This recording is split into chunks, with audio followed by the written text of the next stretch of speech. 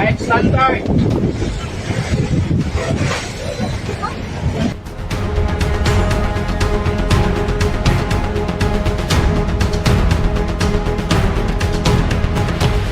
We received the confirmation from Admiral Paparo himself. He said that this will still be the biggest Balikatan exercise despite the war going on in Middle East.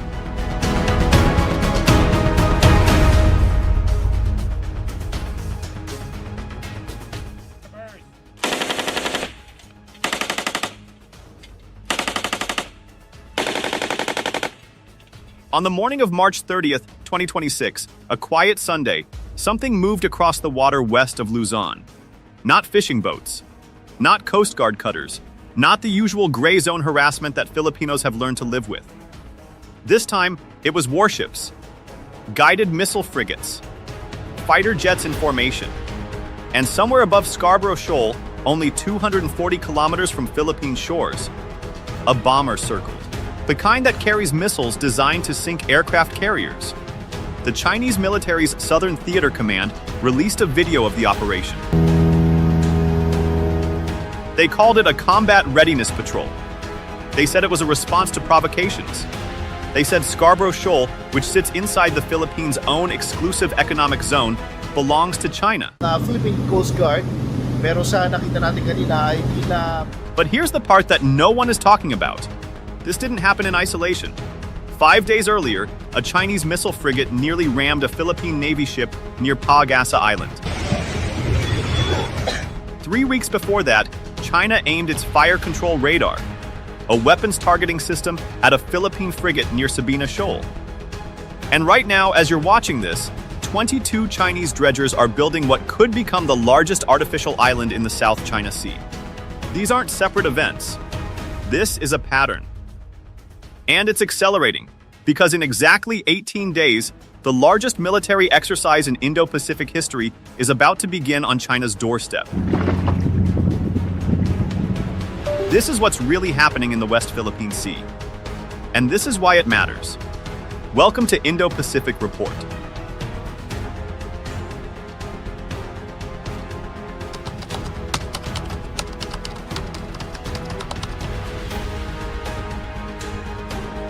Let's start with what happened on March 30th. China's Southern Theater Command, the military branch responsible for the entire South China Sea, announced it had organized joint naval and air patrols around Scarborough Shoal. State media described the operation as a direct countermeasure to what Beijing calls provocations by individual countries. Such patrols serve as an effective countermeasure to cope with all sorts of rights violation and provocative acts. PLA Southern Theater Command.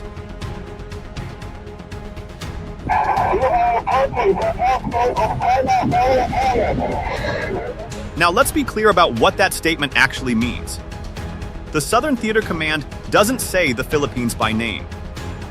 But the message is unmistakable. Scarborough Shoal, which the Philippines calls Bajo de Masinloc, sits roughly 240 kilometers west of Luzon and nearly 900 kilometers from the nearest major Chinese landmass of Hainan. A United Nations-backed tribunal ruled in 2016 that China has no legal basis for its claims there. Beijing rejected that ruling entirely.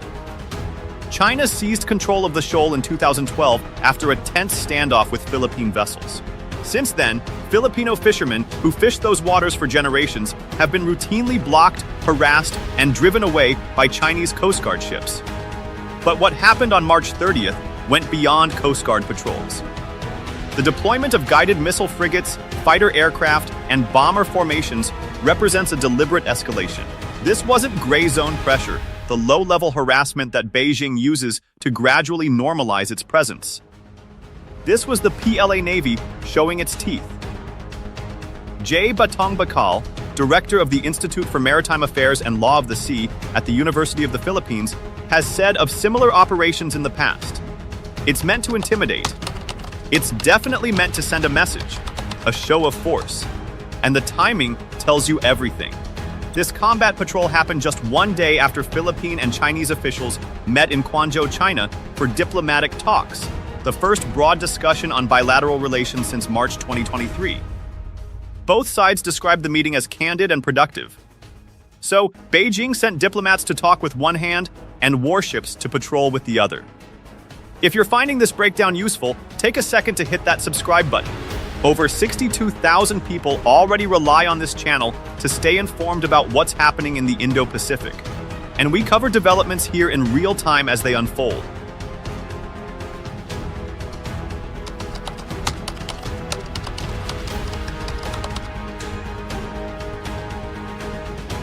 Now, 5 days before that combat patrol, something happened near Pag-asa Island that Philippine military officials are calling a clear escalation. On March 25, 2026, the Philippine Navy's BRP Benguet, a World War II-era landing ship tank that has been in service since 1976, was conducting a routine resupply operation near Pag-asa Island, the largest Philippine-held feature in the Spratly Islands. What happened next was anything but routine. A People's Liberation Army Navy Type 054A guided missile frigate, the Binjo, hull number 532, closed in on the Benguet and passed at what Philippine officials described as a dangerously close distance. According to the Armed Forces of the Philippines Western Command, the Chinese vessel executed an unsafe and unprofessional maneuver that forced the Philippine crew to take evasive action to avoid a collision. Such dangerous maneuvers are provocative and constitute a clear violation of the Convention on the International Regulations for Preventing Collisions at Sea, (COL). Nep Padua, Westcom spokesperson. Now, pay attention to what Rear Admiral Roy Vincent Trinidad said afterward. He pointed out that past confrontations in these waters have mostly involved Coast Guard vessels and maritime militia, the civilian layer of China's so-called gray zone strategy. But this was different. It has happened in the past, but since it's been a while since we've had warship-to-warship encounters, this is already an escalation. Rear Admiral Roy Vincent Trinidad. That distinction matters.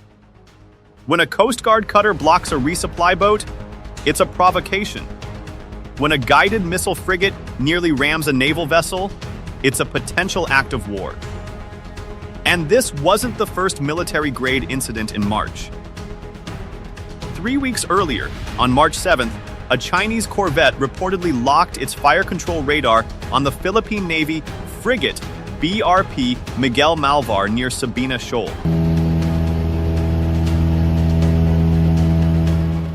A fire control radar lock means a weapon system is actively targeting you. In any Navy's rules of engagement, that is considered a hostile act.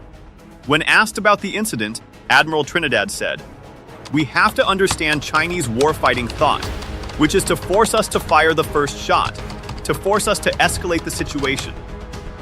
So the Philippines faces a calculation that is becoming more dangerous by the week. Absorb escalation after escalation, or respond and risk being blamed for starting a conflict. Manila, so far, has chosen restraint. But restraint has its limits.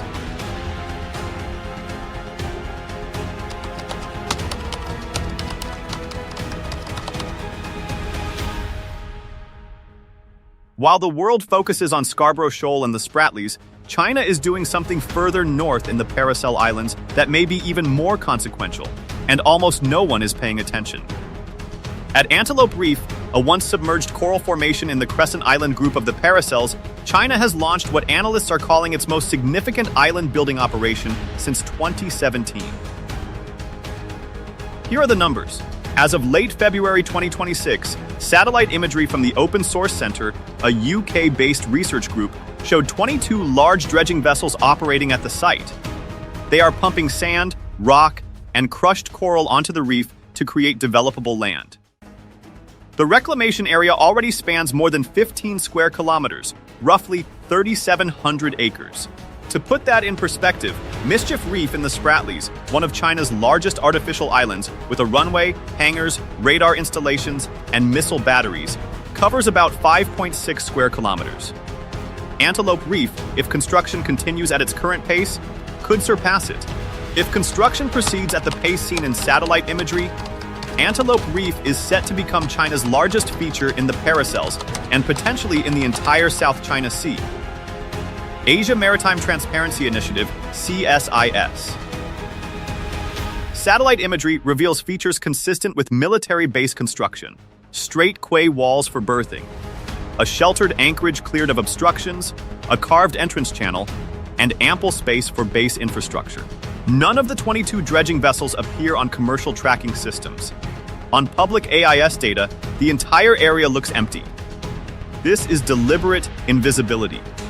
China is building in the open, but hiding it from the systems the world uses to track maritime activity. And the timing raises critical questions. China officially told the world it had stopped island building operations in the South China Sea over a decade ago. This is the clearest signal yet that Beijing considers that commitment dead. The Philippines doesn't directly claim the paracels. Those are disputed primarily between China and Vietnam. But the strategic implications are enormous. An operational military base at Antelope Reef would extend China's surveillance and strike radius deeper into the South China Sea, further tightening the net around Philippine waters and making every resupply mission, every patrol, every fishing trip in the West Philippine Sea more dangerous. This is the slow game. While combat patrols make headlines, island building changes the map permanently. And once a military base is built, it doesn't leave.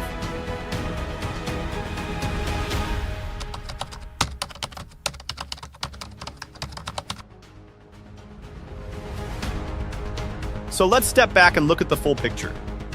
In the space of a single month, March 2026, China has simultaneously operated on 3 separate fronts across the South China Sea. Front 1. Scarborough Shoal. Combat readiness patrols with warships, fighters, and bombers. A direct show of force within the Philippines' exclusive economic zone. Front 2. The Spratly Islands. A guided missile frigate nearly rammed BRP Benguet near Pag-asa Island. Fire control radar was locked onto BRP Miguel Malvar near Sabina Shoal. Warship-to-warship encounters replacing the previous pattern of Coast Guard harassment. All back. Front 3. The Paracel Islands. 22 dredgers constructing what will likely become the largest artificial island in the South China Sea at Antelope Reef. Silent, invisible on tracking systems, and completely unchallenged. This is not random aggression. This is coordinated strategic pressure applied simultaneously across the entire theater. China's strategy has always been about changing the status quo so gradually that no single event triggers a response. Each individual incident, a combat patrol here, a near collision there, a few more acres of dredged coral, seems manageable in isolation. But taken together, they represent a fundamental shift in the balance of power. And this is the critical point. All of this is happening while Beijing holds diplomatic talks. The Guangzhou meetings on March 28th were described as productive. President Marcos said the energy crisis could provide impetus for both sides to reach an agreement on oil exploration. China responded by saying its door to dialogue remains open, but told the Philippines to demonstrate sincerity. Talking and building, negotiating and escalating. Using diplomacy as cover while creating irreversible facts on the water. This is the playbook. The question is, what's the counter?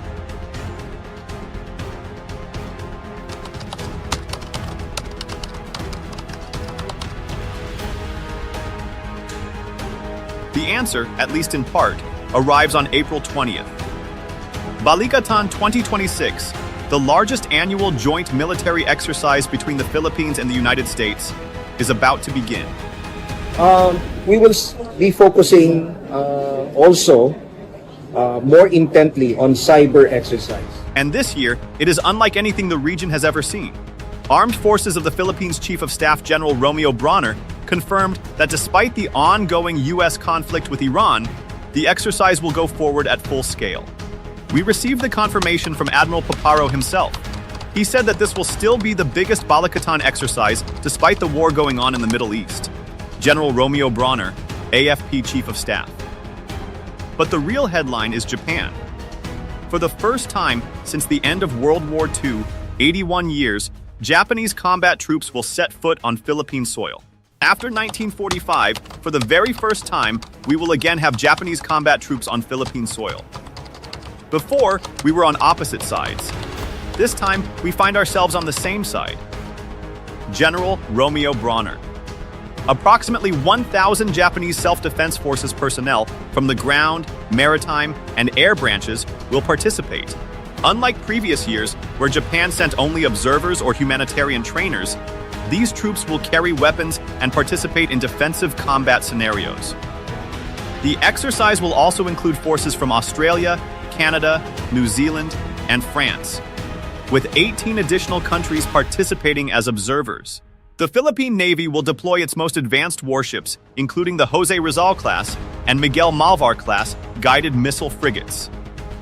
Balikatan 2026 will focus heavily on the Luzon Strait, the waterway between the Philippines and Taiwan that would serve as the front door for any Chinese military move toward the Pacific. The exercises will incorporate multi-domain operations, meaning land, sea, air, cyber, and space-based training conducted simultaneously. And there is one detail that Beijing will not ignore. The United States has committed to increasing deployments of advanced missile systems to the Philippines, including Typhoon mid-range capability launchers, ground-based platforms that fire Tomahawk cruise missiles with a range exceeding 1,700 kilometers. Deployed in northern Luzon, these missiles can reach deep into southern China. The Chinese embassy in Manila has already responded, calling the missile deployments extremely dangerous and warning they could trigger an arms race. 方一官认为，国家间开展军事安全合作，不应针对第三方或损害第三方利益，不应损害地区的和平稳定。 But here's what China's combat patrol at Scarborough and the near collision at pag-asa reveal. Beijing may be trying to establish new facts before Balikatan begins. By escalating now, by normalizing warship-to-warship encounters, by conducting bomber overflights of disputed features, by building new islands, China is signaling that no exercise, no matter how large, will change its position. The question is whether this pre-exercise pressure is a sign of confidence or a sign of concern. Because when 20,000 troops from 4 allied nations begin operating on your doorstep, practicing the very scenarios you're trying to prevent, that's not something any military planner can ignore.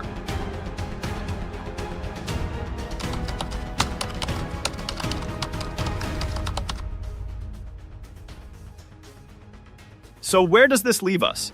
The Philippines is caught between two forces. On one side, a neighbor with more than 370 warships, 73 submarines, 3 aircraft carriers, and a willingness to use them.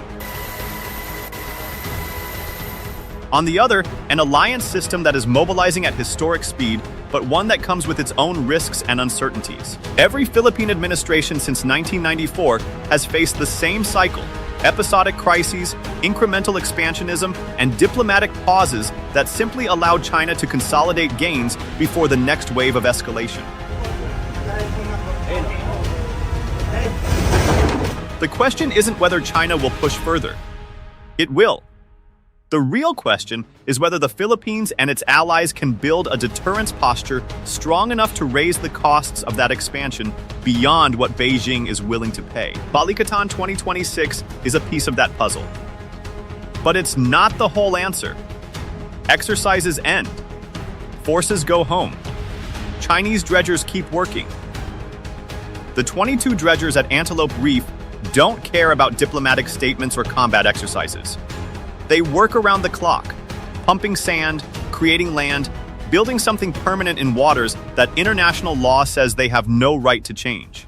And that, ultimately, is the challenge. China plays the long game. It measures progress not in news cycles, but in square kilometers of reclaimed land, in the slow normalization of warship patrols over features that were once peaceful fishing grounds, in the gradual conditioning of the world to accept its presence as permanent. The only counter to a long game is a longer one. And that requires not just military exercises, but sustained political will, consistent investment in defense capabilities, and the kind of alliance coordination that doesn't fade when the cameras turn away. 18 days from now, Balikatan begins. The eyes of the world will be watching. The question is, will they still be watching on the 19th day?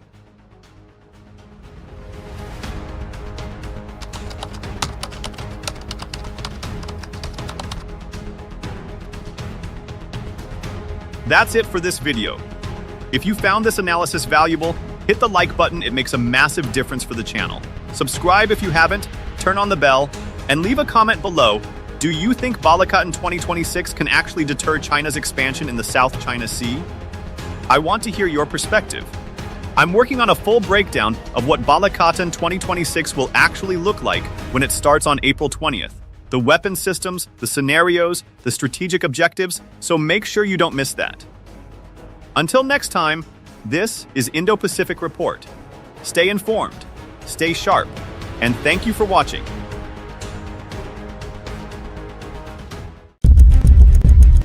And the reckless act of Chinese warship chasing a smaller Philippine patrol boat has reignited tensions in the South China. News footage shows a Chinese Coast Guard vessel crashing into one of its own warships.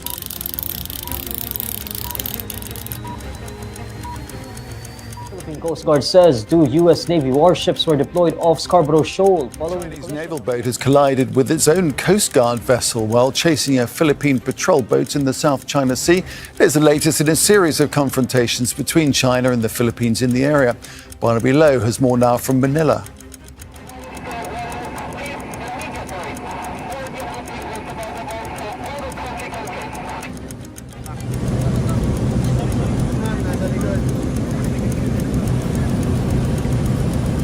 Hold on to your seats because the South China Sea is boiling over. And this time, it's not just about ships. In a dramatic escalation, China has intensified its pressure on the Philippines at Scarborough Shoal, a flashpoint that has seen everything from naval collisions to mid-air standoffs. This week, two major incidents unfolded, challenging the U.S.-Philippines alliance and raising the stakes in one of the world's most contested maritime zones. On August 13, 2025, a Chinese fighter jet intercepted a Philippine Coast Guard aircraft carrying journalists during a routine patrol over Scarborough Shoal. The jet came within a dangerously close 200 feet of the Philippine plane, circling and matching its course for 20 minutes. Chinese naval vessels below demanded the Philippine aircraft leave immediately over the radio. This aggressive move is seen as an intimidation tactic aimed at silencing Manila's Transparency Initiative, which seeks to expose China's assertive actions in the region. The Philippines condemned the incident as reckless and emphasized the risks of miscalculations in such high-stakes encounters. Just days earlier, on August 11, 2025, a Chinese Coast Guard vessel and a People's Liberation Army Navy warship collided while pursuing a Philippine Coast Guard vessel near Scarborough Shoal. The Philippine ship, BRP Suluan, was escorting aid to local fishermen when it was aggressively tailed by Chinese vessels. In a high-speed maneuver, the Chinese Coast Guard ship collided with the larger Navy warship, causing significant damage to both vessels. The Philippines offered assistance to the Chinese crew, including medical aid, but received no response. Manila condemned China's actions as reckless and urged adherence to international maritime safety rule. In a show of support for its ally, the United States deployed warships near Scarborough Shoal following the collision. The USS Higgins and USS Cincinnati conducted freedom of navigation operations in the area, asserting their right to operate in international waters. China claimed to have expelled the U.S. destroyer from the region, marking the most serious standoff between the two powers in years. These incidents highlight the escalating tensions in the South China Sea, where overlapping territorial claims and strategic interests intersect. The U.S.-Philippines alliance is being tested as both nations navigate the complexities of regional security and international law. With China asserting its claims through both military and diplomatic means, the situation remains volatile and unpredictable.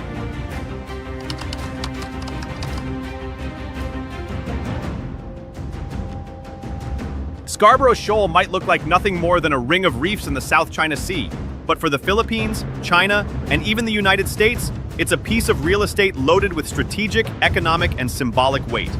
Located just 120 nautical miles from Luzon, the shoal lies well within the Philippine Exclusive Economic Zone, EEZ, as defined under the United Nations Convention on the Law of the Sea, UNCLOS. That means, under international law, it's Philippine territory to exploit and protect. But Beijing claims it as its own, making it one of the most contested spots in Asia's maritime chessboard.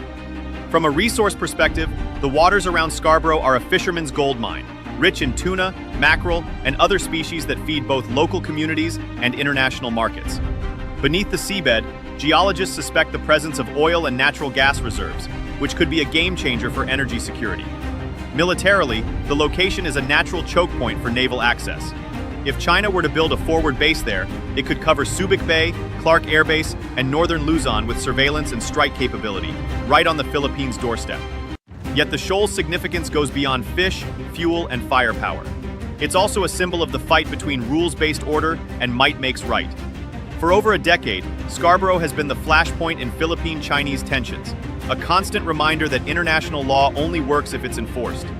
Every standoff here becomes a litmus test, not just for Manila's resolve, but also for Washington's credibility as a treaty ally.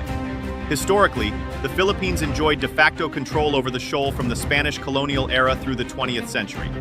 That control ended abruptly in 2012 after a tense naval standoff with Chinese ships.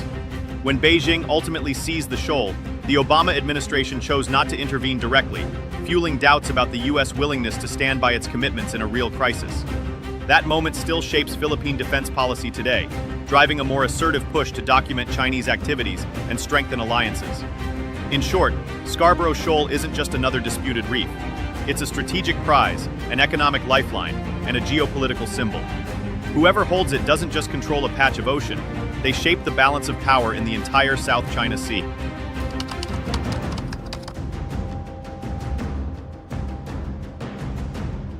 In August 2025, the tensions around Scarborough Shoal escalated in a way that revealed both a pattern and a purpose. On August 11, the BRP Suluan, a Philippine Coast Guard patrol vessel, was on a lawful mission escorting Filipino fishermen within the country's exclusive economic zone, when it was targeted in a coordinated move by two much larger Chinese ships, a China Coast Guard vessel and a People's Liberation Army Navy warship. These vessels didn't just shadow from a safe distance. They executed aggressive, high-speed pursuits, closing the gap in dangerously tight quarters. Naval experts warn that such maneuvers at those speeds could easily lead to disaster, and in this case, the two Chinese vessels collided with each other, damaging both and reportedly killing at least 2 Chinese crew members. Even after the incident, Beijing downplayed the collision and shifted the narrative, accusing the Philippines of an illegal presence in the area, deliberately avoiding any language that would acknowledge Manila's legal claim. Mula dito sa pinaupuan ko ay natatanaw natin itong Chinese fighter jet na bigla na lang lumitaw nung tayo ay nakarating mismo sa general vicinity ng Scarborough Shoal. 2 days later, on August 13, the escalation took to the skies.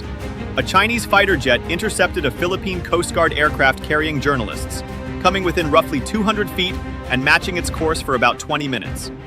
The radio crackled with a warning from Chinese forces. Leave immediately. You are in Chinese airspace. For the Filipinos on board, it was an intimidation display in full view of the media, aimed at undermining Manila's transparency initiative. The encounter sent a second, chilling message that Beijing intended to assert not just control of the waters around Scarborough Shoal, but also of the skies above it. Seen together, these incidents form more than just an uptick in tensions. They signal a deliberate strategy, rising risk tolerance, willingness to engage in dangerous close-quarters confrontations, and an information campaign designed to reframe every encounter as a Philippine provocation. China's physical actions at sea and in the air are mirrored by its narrative management, all working toward the same goal, turning de facto control of Scarborough Shoal into an accepted reality.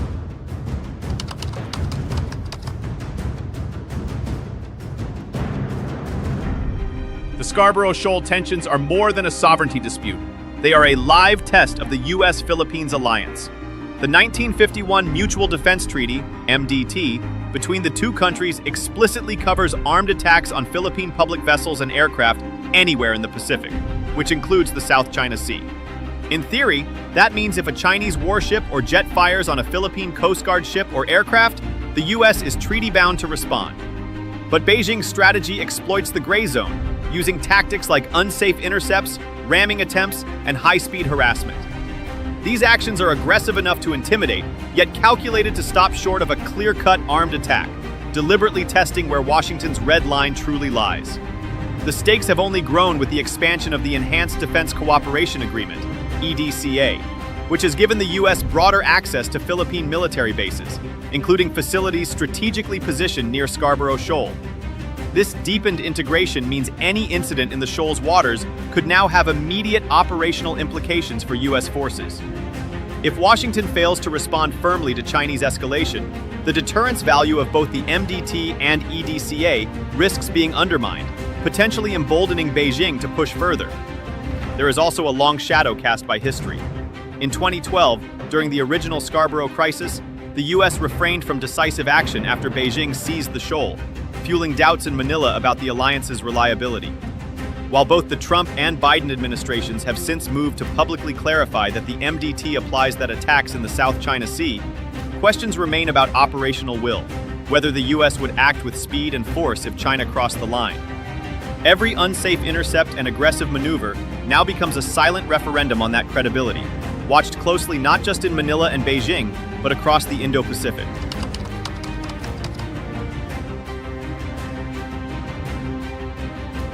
China's actions around Scarborough Shoal follow a layered strategic calculus, with short-term moves designed to shape behavior and long-term goals aimed at altering the strategic balance.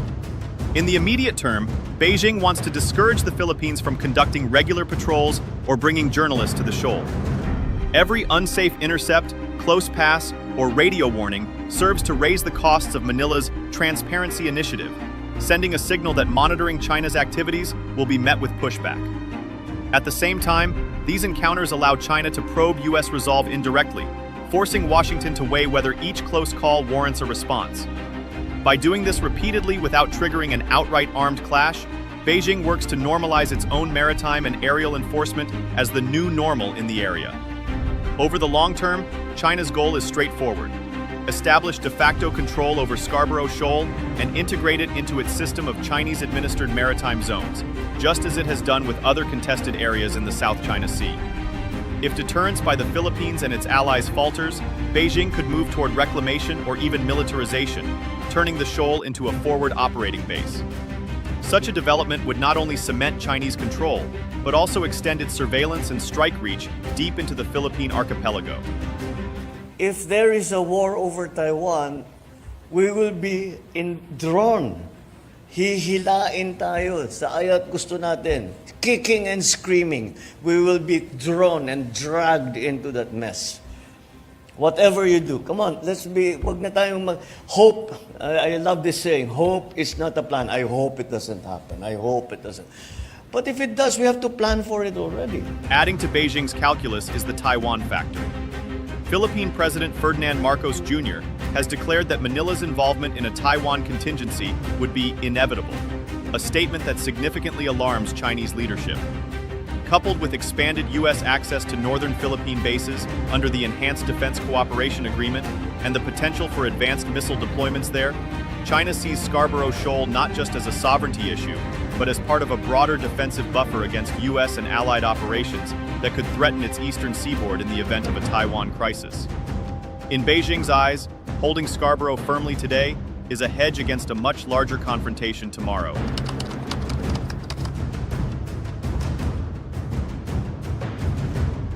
The Philippines' strategy for Scarborough Shoal blends diplomacy, operational persistence, and political balancing, each aimed at countering China's pressure without triggering open conflict.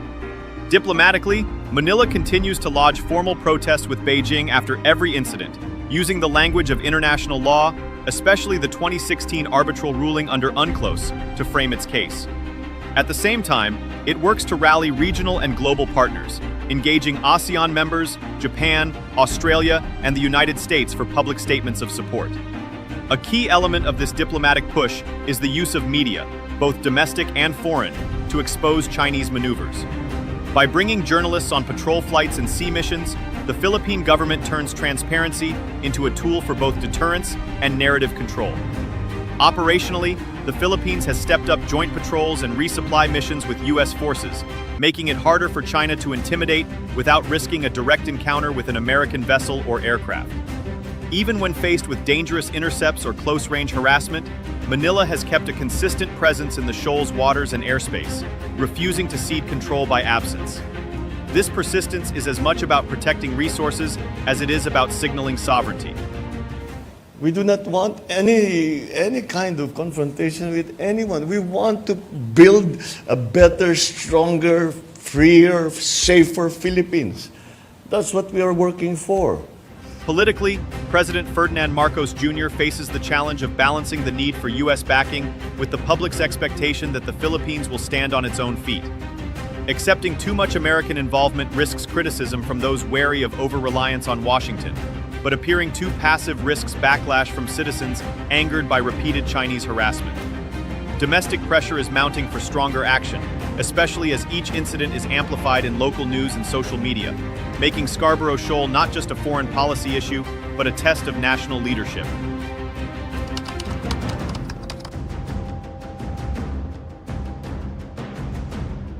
The United States has several levers it can pull to demonstrate resolve and help deter further Chinese escalation at Scarborough Shoal, but each option carries strategic and political weight. Signaling commitment remains the most visible tool. Deployments like the recent presence of the USS Higgins and USS Cincinnati in the shoal's vicinity send an unmistakable message that Washington is watching closely. These moves can be paired with public statements from senior officials reaffirming that the Mutual Defense Treaty covers not just armed attacks, but also hostile actions against Philippine public vessels and aircraft in both the air and sea domains around the South China Sea. Operationally, the U.S. can maintain steady freedom of navigation and overflight operations in the Scarborough Zone, making it clear that it does not recognize Beijing's de facto control.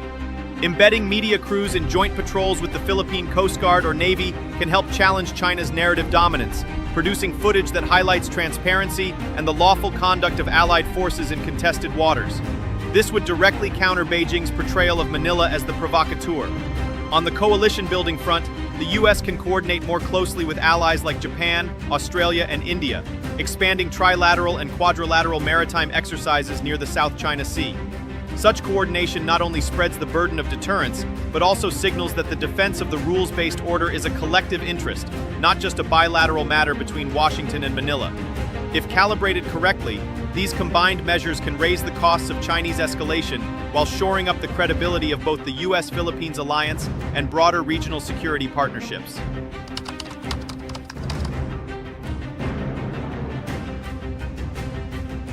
In the short term, the most likely trajectory is a steady uptick in Chinese harassment, both at sea and in the air around Scarborough Shoal.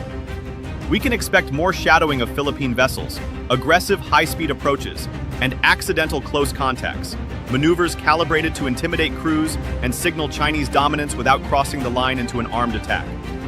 These tactics are designed to keep pressure on Manila while probing its tolerance for sustained tension.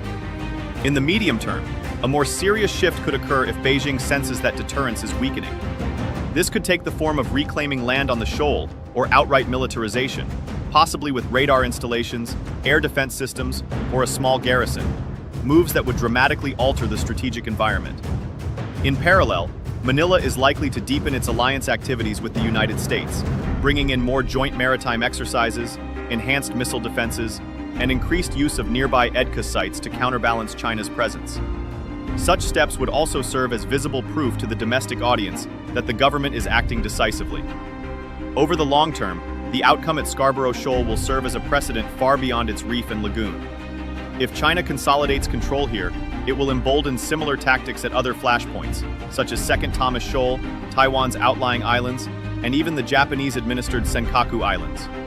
Conversely, if the Philippines, with allied backing, maintains effective access and presence, it could set a deterrent model that shapes Chinese calculations in other contested waters for years to come.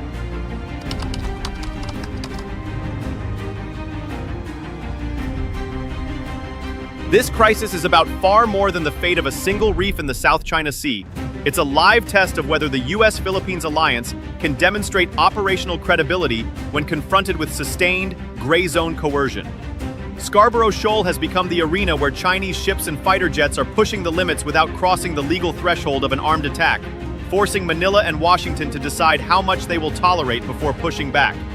The recent sequence of events, a ship collision during a high-speed chase, the close intercept of a Philippine aircraft carrying journalists, and the heightened tension linked to Taiwan's security, shows that Beijing is probing not just Philippine sovereignty, but the alliance's red lines. Each move is calibrated to assess Manila's resilience and gauge Washington's willingness to act in real time, under pressure, and in full public view. How both allies respond will shape the tone and trajectory of Indo-Pacific security in the decade ahead.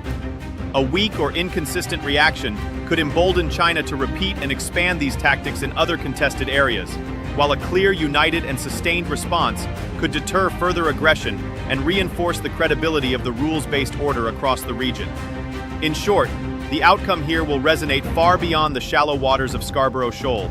If you liked the video, do not forget to like, share, and subscribe our channel for deep analysis of contemporary issues.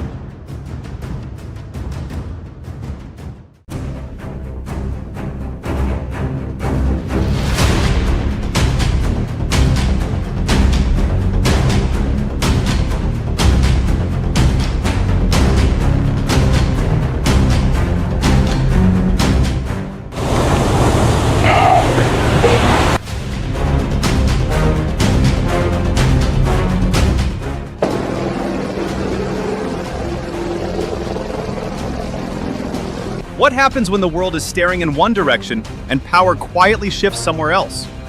While headlines fixate on Iran's nuclear brinkmanship and diplomatic sparring over Greenland, a far more consequential story is unfolding with little noise or spectacle in the West Philippine Sea. There are no dramatic landings, no missiles fired, no declarations of war. Instead, Chinese ships arrive, stay, rotate, and return, again and again until presence itself becomes power.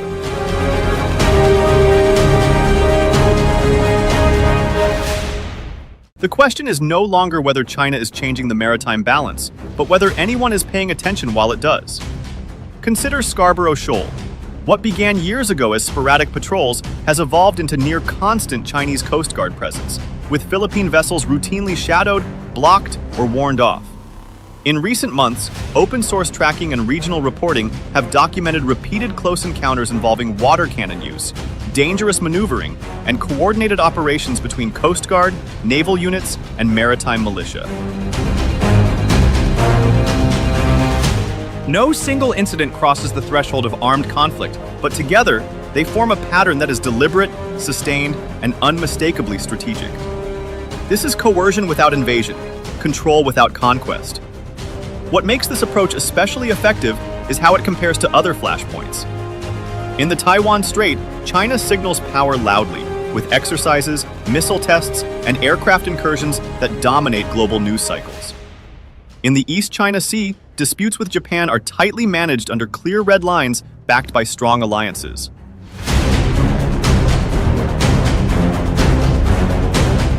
But in the West Philippine Sea, Beijing applies pressure differently. It exploits legal ambiguity, asymmetries in capability, and the assumption that gray zone actions will not trigger collective response.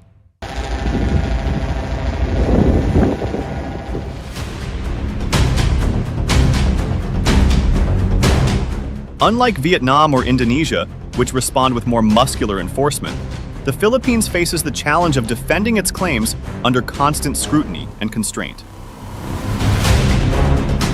The contrast is stark. Russia's maritime assertiveness in the Black Sea relies on overt militarization. Iran's naval tactics in the Gulf involve dramatic seizures and televised confrontations. China's strategy in the West Philippine Sea is quieter and arguably more dangerous because it aims to change facts on the water gradually, normalizing exclusion and compliance over time. As one regional security analyst recently warned, the absence of war does not mean the absence of conquest. This is why China's maritime buildup in the West Philippine Sea deserves urgent attention now. Not because an invasion is imminent, but because denial, harassment, and economic pressure are already underway.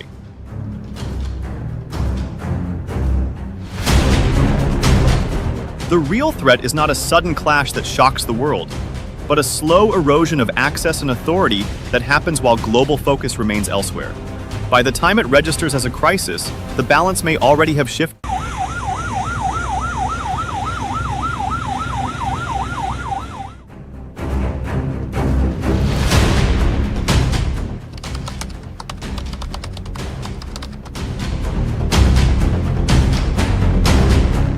Ultimately, these are matters of national security and perhaps no current issue makes the situation more clear than what's currently going on with Greenland. Global distraction is not just a background condition, it is an enabling environment. In recent months, diplomatic bandwidth and media attention have been heavily absorbed by large-scale demonstrations and state responses in Iran, alongside a high-profile geopolitical spat over Greenland and Arctic security. These issues demand constant crisis management, senior-level engagement, and narrative control from major powers. The result is not indifference to the South China Sea, but reduced immediacy, fewer headlines, slower political reactions, and less coordinated signaling when incidents occur in the West Philippine Sea. Iran, President Trump, anti-Iran! Genocide in Iran! President Trump, anti-Iran! Beijing understands this dynamic well. Chinese maritime behavior has consistently shown a preference for operating in spaces where international attention is diffuse and response thresholds are unclear. When the spotlight is elsewhere, incremental actions become cheaper. A longer patrol here, a closer maneuver there, another warning issued over radio. 中华人民共和国法律表明你的活动意图和所在后信息。 None of these steps individually justify emergency summits or sanctions, but collectively, they reshape behavior on the water. Analysts tracking Chinese activity patterns from 2024 through 2026 have noted this stepped approach, probing, pausing, then pressing again, particularly during periods when global crises dominate the agenda. This does not require coordination across theaters or opportunism in the crude sense. It is simply strategic patience.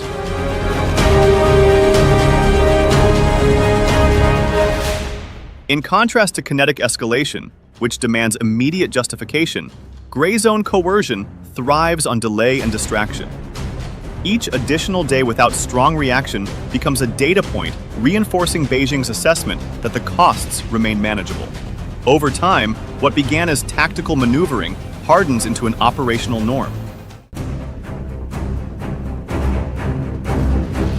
The danger, therefore, is not that the West Philippine Sea has been forgotten, but that it has been deprioritized at moments when pressure is quietly increasing. History suggests that maritime control is often established not during moments of maximum attention, but during periods when the world is focused elsewhere. By the time the spotlight returns, the new reality is already in place. PCG 5 o'clock on water canal.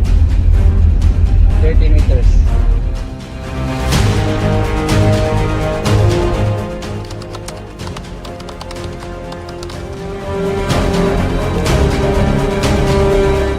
Chinese maritime activity in the West Philippine Sea has intensified in ways that are both subtle and persistent.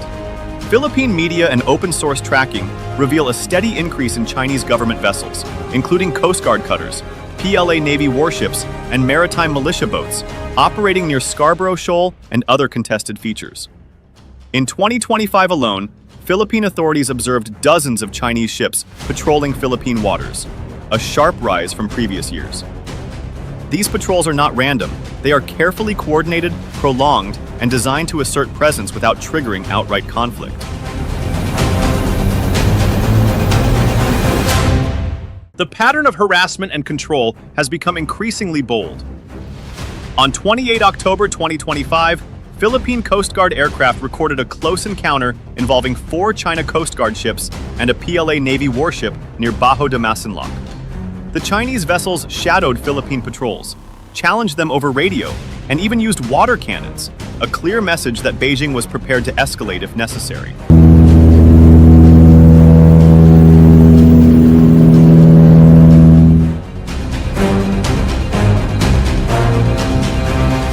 Such actions, repeated over months, normalize coercion and gradually push the boundaries of what Philippine forces can do. The trend continued into 2026. On 20 January, the Chinese military openly announced that it had mobilized both naval and air forces to warn and drive away a Philippine government aircraft over Scarborough Shoal. The public statement itself is telling. It signals readiness to project force, tests Philippine response thresholds, and communicates to both local actors and the international community that Beijing can operate in contested waters with impunity.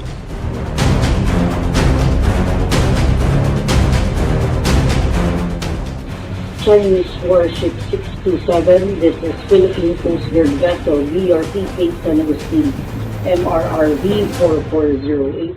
Beyond patrols and confrontations, Beijing has increased the presence of research and dual-use vessels in the Philippine EEZ. Around 20 to 22 research ships entered these waters in 2025, raising sovereignty concerns while operating under the guise of civilian or scientific activity. Meanwhile, sustained patrols and harassment forced Philippine vessels to remain at sea longer, averaging nearly a month at sea in some periods, simply to monitor and deter Chinese movements. These developments reveal a quiet but persistent strategy. China is steadily building operational familiarity, projecting power, and establishing presence without firing a shot. Every encounter, every shadowing maneuver, and every research ship operating in Philippine waters contributes to a slow but unmistakable shift in the maritime balance. It is coercion by attrition, normalized over time, and it is happening while much of the world's attention remains elsewhere.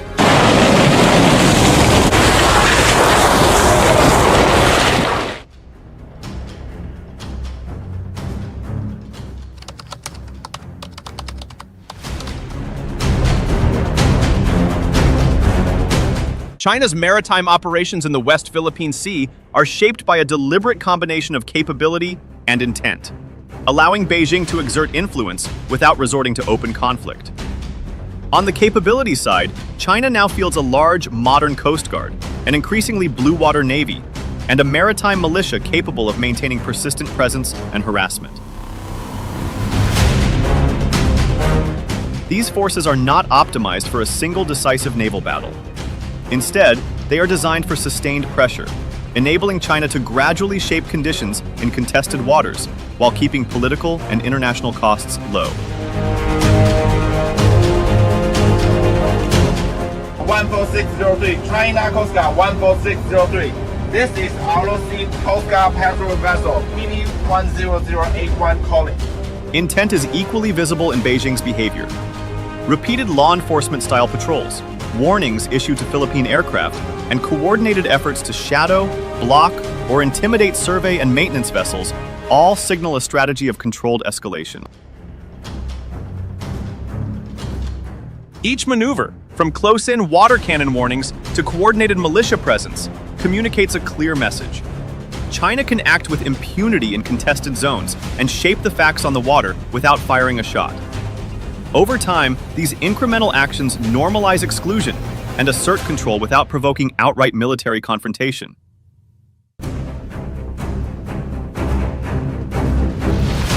The real threat, therefore, is less about sudden war and more about gradual restriction of Philippine access and operational freedom.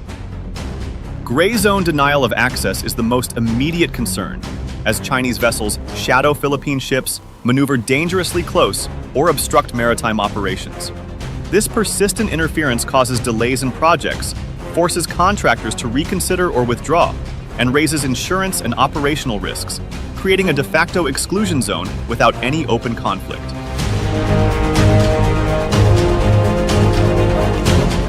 Economic and contractual pressure forms another layer of influence. Beijing leverages diplomatic channels, Chinese firms, and insurer warnings to subtly constrain Philippine operations. This indirect coercion has been observed repeatedly in recent years, nudging Manila toward negotiations, joint development offers, or concessions simply to maintain maritime activity.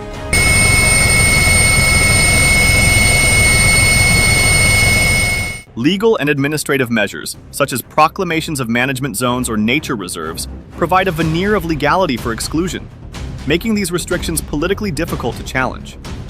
China could also exploit cyber or supply chain vulnerabilities, targeting subsea control systems, ports, or logistics networks to disrupt Philippine operations. While less visible than physical presence, such interference creates operational hazards and commercial stoppages that compound the effects of gray zone pressure. The least likely scenario, a direct military seizure of Philippine vessels, remains highly consequential. a sudden kinetic action would trigger an immediate regional crisis and likely provoke international sanctions and coordinated military responses, making it politically costly for Beijing and therefore a low probability option. In sum, China's strategy in the West Philippine Sea combines modern capabilities with patient, incremental tactics. It does not seek sudden war. It seeks persistent control, shaping access and operational norms while testing response thresholds, gradually normalizing exclusion and forcing Manila to operate under constrained conditions.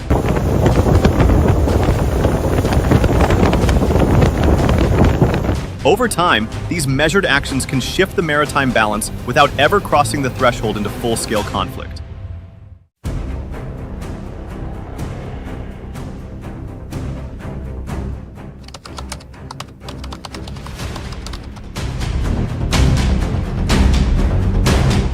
Historical episodes across the South and East China Seas provide clear lessons on how persistent presence and maritime enforcement can shift control even without traditional conflict.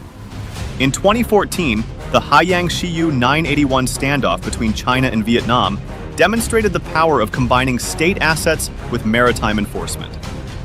China deployed a state-owned drilling rig protected by paramilitary and Coast Guard vessels, creating a prolonged standoff that significantly disrupted Vietnamese operations. The lesson is clear.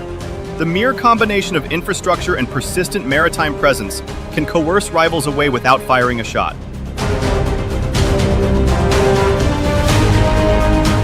A second example comes closer to home at Scarborough Shoal, where the Philippines and China have been in a drawn-out standoff since 2012. Despite Manila's legal victory at the 2016 Permanent Court of Arbitration ruling in its favor, China's sustained maritime presence produced permanent practical control over the area. The key takeaway is that legal success alone cannot guarantee physical access if one side maintains continuous presence and enforcement capabilities. The third precedent involves reed bank and repeated harassment of survey vessels in Philippine waters. Civilian survey and pre-production activities have proven to be highly vulnerable to Chinese interdiction, threats, and shadowing. These incidents illustrate that the softest, most exposed phases of maritime operations, seismic surveys, installation, or early exploration, are where gray zone coercion is most effective. Collectively, these cases show a consistent pattern. Persistent presence, enforcement, and incremental pressure can reshape access and control even without full-scale conflict.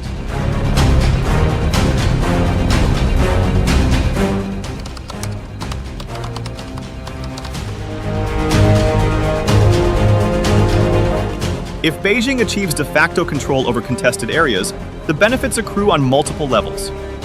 For China itself, the outcome would provide strategic control, strengthening its bargaining position vis-à-vis Manila, while establishing a precedent that discourages other claimants from challenging its actions.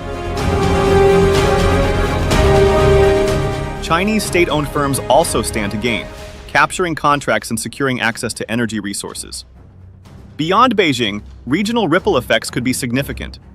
Foreign investment in Philippine offshore development may decline, while gray zone tactics by China could be seen as low-risk templates for influencing other regional actors.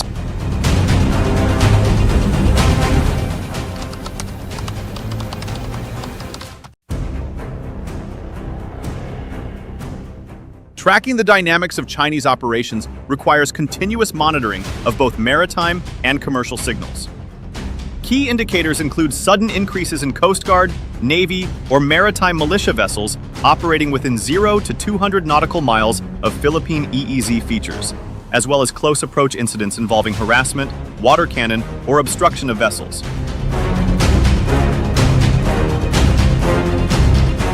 Airspace challenges, such as the January 20, 2026 incident involving a Philippine aircraft near Scarborough Shoal, also serve as important indicators of intent and escalation.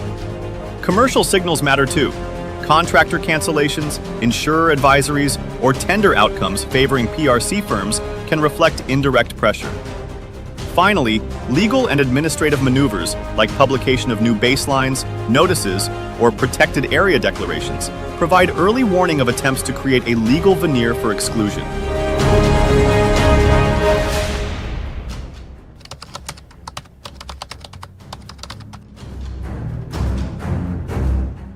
Immediate measures should focus on documentation, protection, and signaling. A public evidence campaign can compile geolocated incident logs, imagery, and AIS overlays to create an indisputable record for partners, insurers, and domestic audiences. All high-value survey, drilling, or maintenance vessels should receive mandatory naval or Coast Guard escorts with pre-notification to Allied ISR assets for situational awareness. On the commercial side, contracts should include security clauses, penalty provisions for state interference, and force majeure triggers linked to gray zone harassment. Establishing state-backed insurance or allied insurer cooperation can prevent contractor flight and ensure continuity of operations.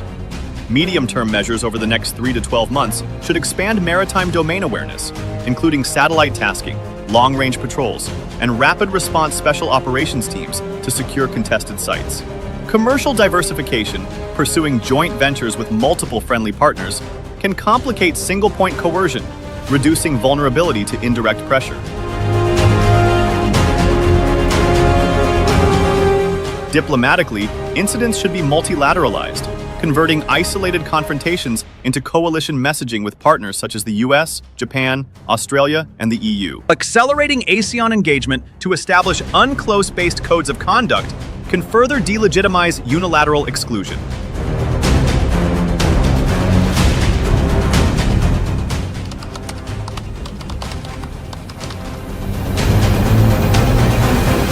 Clear and consistent messaging is critical. Officials can emphasize a line such as, "We will defend our sovereign rights peacefully but firmly, and we will document and internationalize any interference."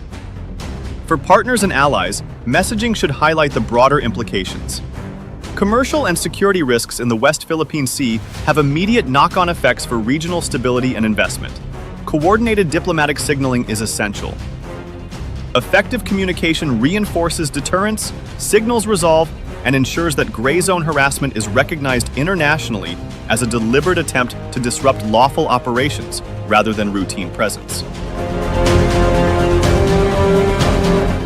If you found this analysis valuable, share your perspective in the comments. Your insights help deepen the conversation and sharpen our understanding of evolving regional dynamics. Thank you, and we will see you soon in our next geopolitical discussion.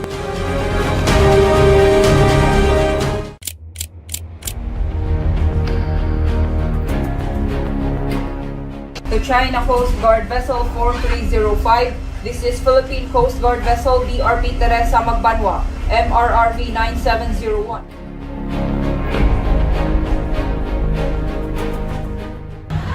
Pabangga!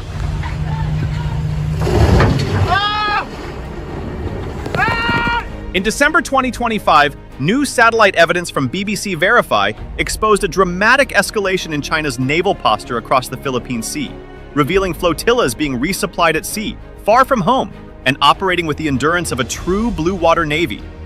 What Philippine forces have been warning about for months is now visible from orbit. China has shifted from episodic patrols to sustained power projection, deploying destroyers, Coast Guard cutters, and militia units in a coordinated pattern that stretches from the Miyako Strait to Scarborough Shoal. This sustained presence is not happening in isolation. The Philippines recorded 19 Chinese warships in November alone, part of a broader surge that mirrors the intensity of China's pressure on Vietnam's Vanguard Bank and Malaysia's energy fields near Luconia Shoals, but with far more aggressive tactics, including helicopter shadowing, water cannon blasts, and the placement of territorial buoys inside another nation's EEZ. Meanwhile, Japan, Australia, and even India are observing similar Chinese logistics activity in their own maritime regions. Japan intercepted a Chinese survey vessel near Okino Torishima in November. Australia monitored PLA Navy ships refueling near Christmas Island. And India tracked a Chinese research ship believed to be mapping routes toward the Malacca Strait. Together, these incidents reveal a regional pattern. China is rapidly expanding the reach of a navy that can now operate continuously, not just constantly.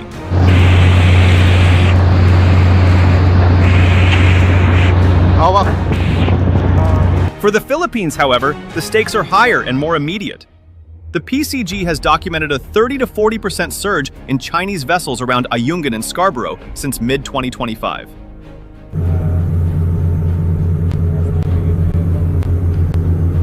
These flotillas now include destroyers loitering for months, militia boats returning after long absences, and Coast Guard units that have escalated tactics to dangerous collisions, such as the August 2025 incident where a Chinese destroyer struck a CCG cutter while chasing a Filipino resupply mission. Countries like Japan and Vietnam respond with powerful navies of their own, equipped with Aegis destroyers and Kilo-class submarines. But the Philippines faces these incursions with a smaller fleet, relying instead on transparency flights, documentation, alliances, and modernization to counter China's attempt to normalize its presence. As a senior Filipino official warned, China is massing the pieces of a long game. And now, with fresh proof of extended resupply operations and sustained flotilla deployments, the picture is unmistakably clear. China is preparing for a semi-permanent posture in Philippine waters, a move that could redefine maritime security across the entire Indo-Pacific.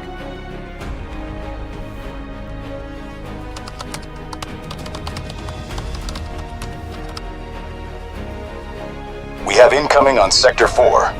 The escalation became even more visible on 3 December 2025, when a routine maritime domain awareness flight by the Philippine Coast Guard detected an unusually large and mixed group of Chinese vessels gathered around Bajo de Masinloc.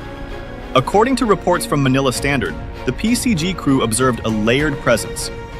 People's Liberation Army Navy warships, China Coast Guard cutters, maritime militia boats, and even anchored buoys, a familiar indicator of China's pattern of occupation and area denial. This was not the typical rotation of a few vessels enforcing a blockade. It was a comprehensive formation, structured and deliberate, showing that China maintains a semi-permanent posture around one of the Philippines' most strategically important maritime features. The legal implications of this presence are profound. Bajo de Masinloc lies squarely within the Philippine Exclusive Economic Zone, as affirmed under Republic Act 12064 and reinforced by the United Nations Convention on the Law of the Sea, UNCLOS. On whether there can be joint development with China on our exclusive economic zone. My opinion is it's not possible because under the Constitution, there's a provision there which says that the use and enjoyment of the exclusive economic zone shall be reserved exclusively to Filipinos. More importantly, the 2016 Arbitral Award categorically ruled that China has no historic rights within the so-called 9-dash line, and that any attempts to enforce control around the shoal violate international law.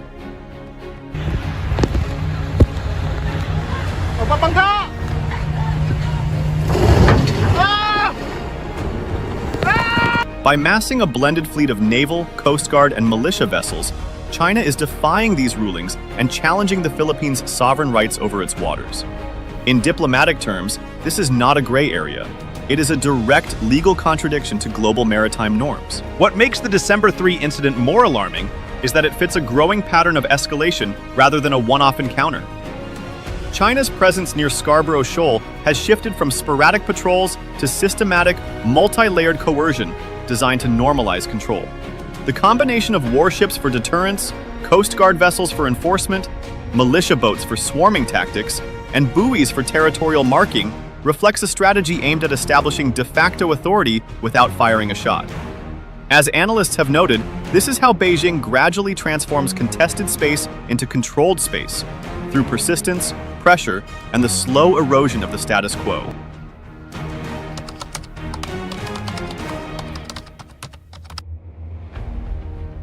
The scale of China's maritime surge becomes unmistakable when viewed through the hard data collected by Philippine agencies over the past months. In November 2025, the Philippine Navy logged 19 Chinese warships operating across the West Philippine Sea, one of the highest monthly concentrations recorded in recent years, according to reports from the Philippine News Agency and Manila Times. This represents not just an uptick in numbers, but a dramatic expansion of the types of vessels deployed, from missile destroyers to intelligence ships and even amphibious platforms. Such figures underline a shift from episodic activity to a continuous, multi-domain Chinese presence within Philippine waters. the broader maritime picture is equally striking. The National Coast Watch Center reported that a total of 14,972 vessels were monitored across Philippine maritime zones in November 2025 alone. Of these, 12,450 were foreign vessels, while only 2,522 were domestic, according to data cited by GMA Network. China Coast Guard Vessel 3303. This is Philippine Coast Guard Vessel BRP Cape San Agustin, MRRV. This imbalance, foreign ships outnumbering Philippine vessels almost 5-1, sharply illustrates the scale of foreign activity in waters where the Philippines maintains exclusive economic rights. Within this field of foreign presence, Chinese vessels consistently rank among the most active and persistent. These numbers translate into real-world dangers at sea. In August 2025, a Chinese destroyer collided with a China Coast Guard cutter during an aggressive maneuver while both were chasing a Filipino supply vessel en route to Scarborough Shoal, an incident documented by The Guardian and described as one of the most reckless naval encounters in recent years. On 30 November 2025, the Philippine Coast Guard again reported a layered cluster of Chinese vessels near the shoal, including 2 PLA Navy destroyers, 1 replenishment ship, 3 China Coast Guard vessels, and 2 maritime militia boats, as reported by Manila Standard. These deployments reveal a formation built for simultaneous intimidation, surveillance, and tactical denial, a textbook gray zone strategy. What makes the situation even more concerning is how this on-the-water activity aligns with new satellite evidence. Imagery released in early December confirms that the ships detected by the PCG represent only one part of a much larger regional deployment, with additional Chinese flotillas conducting resupply operations beyond the Philippine EEZ. The vessels visible to Philippine patrols are simply the outward face of a deeper, more coordinated network of Chinese naval activity, extending across the Philippine Sea and Western Pacific. In other words, the pressure the Philippines sees is only a fraction of the force China is now capable of projecting.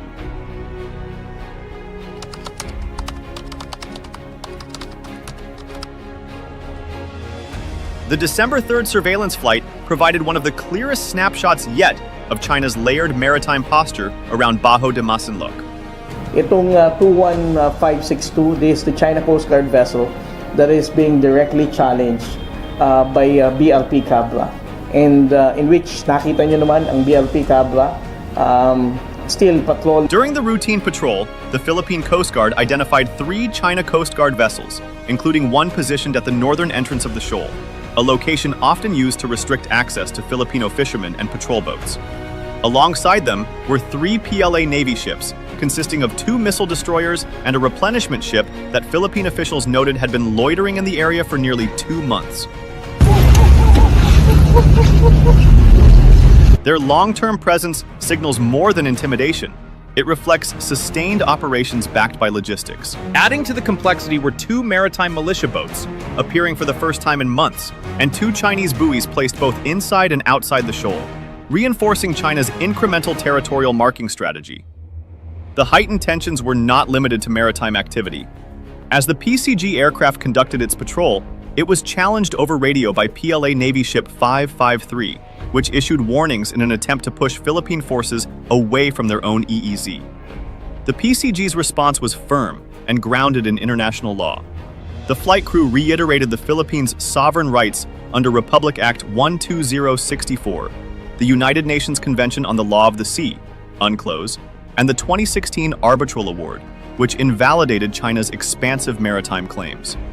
This assertive legal response has become a crucial component of PCG operations, ensuring that every encounter documents Manila's lawful position.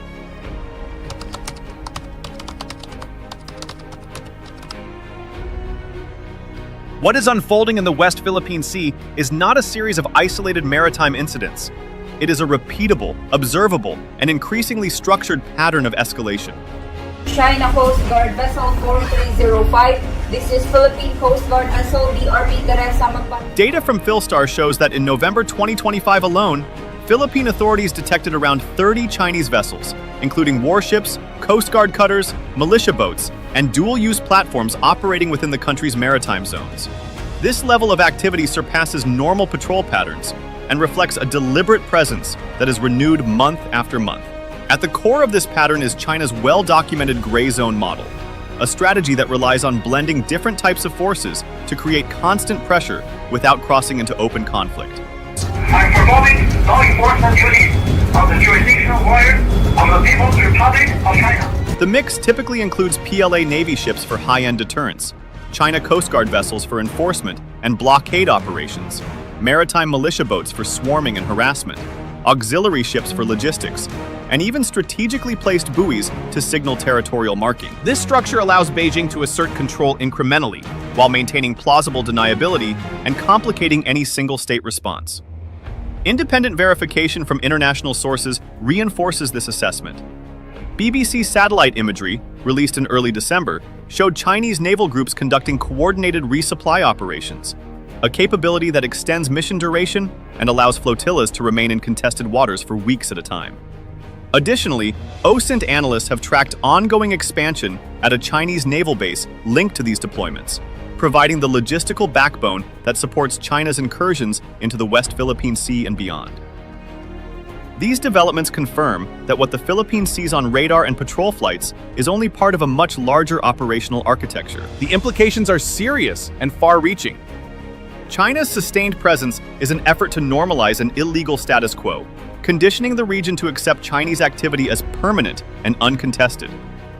This raises the risk of dangerous miscalculations, from collisions and ramming incidents to helicopter shadowing and the increasingly frequent use of high-powered water cannons. Beyond the geopolitical stakes, these actions directly harm Filipino fishermen, disrupt livelihoods, and erode the maritime order upheld by UNCLOS and the 2016 Arbitral Award. The pattern is clear. China is building a long-term position of dominance, one incremental deployment at a time.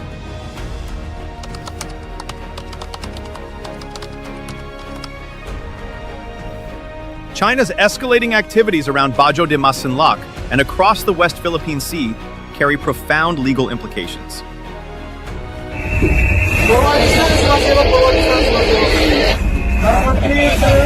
Each intrusion, blockade, and deployment stands in direct violation of UNCLOS, which defines the Philippines' sovereign rights over its exclusive economic zone. The new government here in Manila is grappling with what might be called catastrophic success. What comes next is obviously going to be a delicate balancing act. It is a time for cool head. These actions also contradict the 2016 Arbitral Award, which invalidated China's 9-dash line and ruled that Beijing has no lawful basis to prevent Filipino vessels from accessing the area. While our government vessels and fisher folk continue to be harassed in our own waters, and as we remain on the receiving end of illegal, coercive, aggressive, and dangerous actions in the South China Sea. Further compounding the issue, China's conduct breaches the Philippine Maritime Zones Act, which codifies national jurisdiction over the region. Legally, the situation is unambiguous. China's actions undermine both international maritime law and Philippine domestic law, setting a dangerous precedent for the region. The consequences on the ground, or rather at sea, are felt most directly by Filipino fisherfolk. China's blockades, aggressive maneuvers, and harassment have sharply reduced access to traditional fishing grounds that generations of Filipinos have relied on for their livelihood.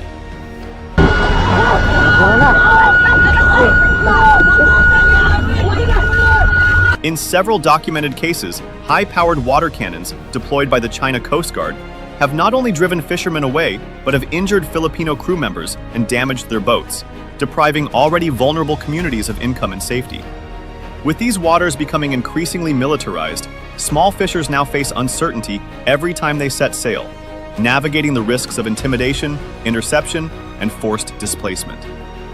Strategically, China's long-term deployments reveal a deeper and more concerning trajectory. The combination of persistent naval presence and newly demonstrated at-sea resupply capability points to a strategy designed for endurance, consolidation, and eventual normalization of Chinese control.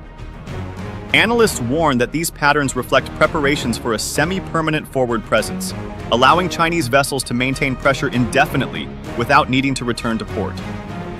Viewed together, these developments indicate not random assertiveness, but a carefully executed occupation strategy, one that tests the limits of international law, regional stability, and Philippine sovereignty with each passing month.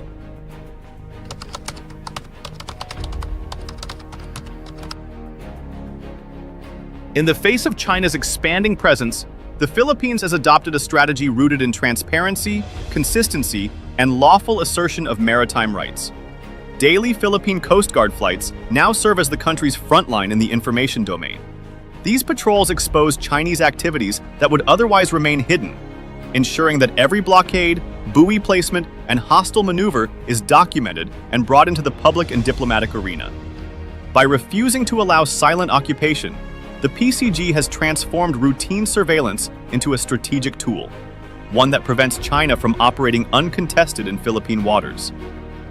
On the water, the Philippine Navy and Coast Guard have undertaken deliberate countermaneuvers to challenge Chinese vessels directly. Ships like the BRP Cabra have repeatedly confronted China Coast Guard units, most notably vessel 21562, which has been heavily involved in blockades and shadowing operations around contested features.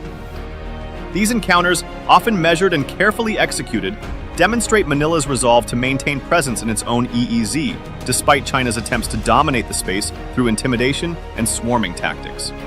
Diplomatically, the Philippines is building a detailed legal and historical record of every incident. The Department of Foreign Affairs filed 47 diplomatic protests in 2025 alone, signaling a sustained effort to challenge China's actions through formal channels. Each protest documents violations of UNCLOS, the arbitral award, and Philippine domestic law, reinforcing the country's legal position and ensuring that China's activities cannot be normalized without challenge. As a maritime and archipelagic nation, I wish to highlight the great importance of the rule of law in our oceans. Should see peaceful settlement of disputes and maritime cooperation as essential, as our seas contribute to the peace and prosperity of the entire Indo-Pacific region. The diplomatic track is both symbolic and practical. It asserts legitimacy while creating a foundation for international support and future legal recourse.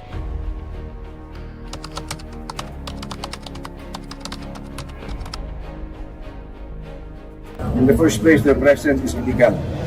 Wherever they go within our EEZ, their presence is illegal. They have been monitored to be anchored in Scarborough Shoal.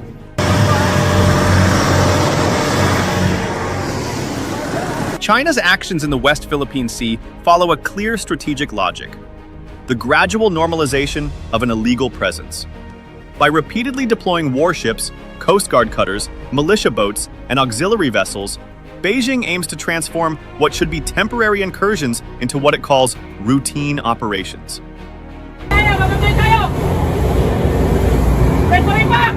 Over time, the goal is to shift regional expectations so that China's presence is not viewed as an intrusion, but as a permanent reality. To achieve this, Beijing employs a mixed force pressure strategy designed for plausible deniability. Warships provide the deterrent backdrop, Coast Guard vessels enforce blockades, militia units conduct harassment, and buoys or survey craft mark territory without the appearance of overt militarization. This layering allows China to operate beneath the threshold of open conflict while steadily expanding its footprint. At the same time, these deployments serve a psychological purpose.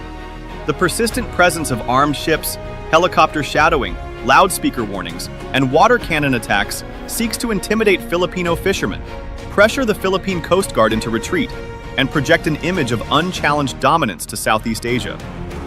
This is psychological warfare conducted in broad daylight, aimed at convincing local actors that resistance is dangerous and ultimately futile. Behind all these tactics lies a long-term strategic ambition: to establish functional control over Scarborough Shoal and the waters surrounding it. By creating conditions where the Philippines is continuously on the defensive, China hopes to entrench a semi-permanent forward operating presence, one that places Beijing in command of one of the most valuable maritime choke points in the entire South China Sea.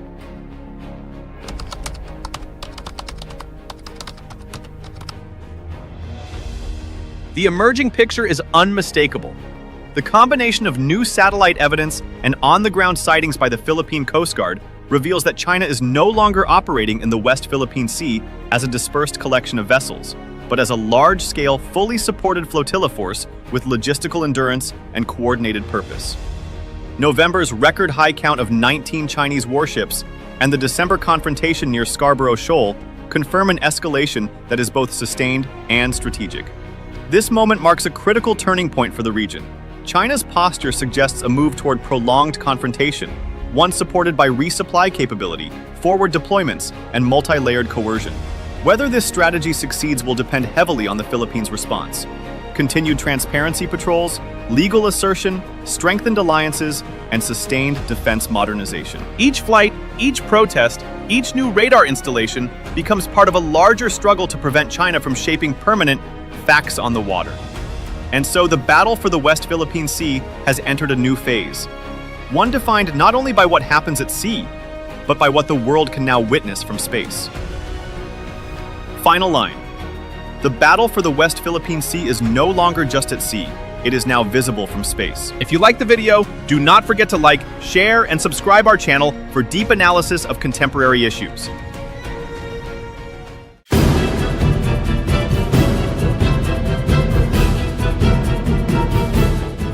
A boat maintenance facility is set to be built by the United States Navy at the Philippine Naval Detachment Oyster Base in Palawan. In this exercise, this is Warship 119, standing by on channel.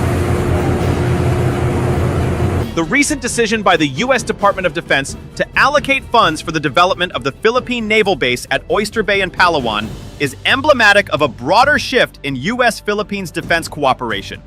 One defined by technological innovation, maritime logistics, and the urgent realities of China's assertiveness in the South China Sea. Palawan's geography, directly facing the contested waters of the West Philippine Sea, highlights why the base's modernization under the Enhanced Defense Cooperation Agreement, EDCA, is pivotal to regional security and deterrence. At the core of this initiative is a Pentagon contract awarded to Ace Builders, Inc., a project valued at $975,000. Modest in scale, but strategically targeted toward enhancing small boat and unmanned vessel maintenance. This investment signals the asymmetric turn in Allied defense strategy, shifting emphasis from massive bases to nimble capabilities like rigid-hold inflatable boats and MARTAC unmanned surface vessels.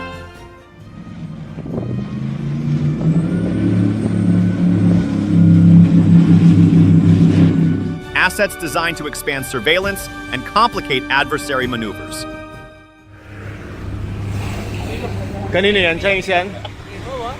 Oyster Bay itself has long served as Manila's primary hub for resupply and patrol operations in the West Philippine Sea, staging missions to critical outposts such as the BRP Sierra Madre at 2nd Thomas Shoal.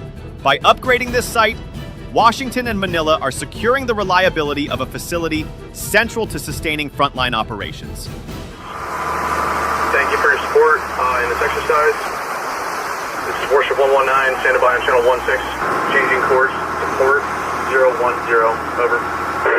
Complementing construction, the U.S. continues to provide cutting-edge equipment, from drones to USVs, while embedding trainers to integrate Philippine operators into advanced command and control systems. This project is part of a broader infrastructure investment under EDCA, where the Pentagon has committed over $100 million and, alongside additional foreign military financing, is helping transform 9 Philippine sites into a forward operating network of runways, command centers, and maritime hubs.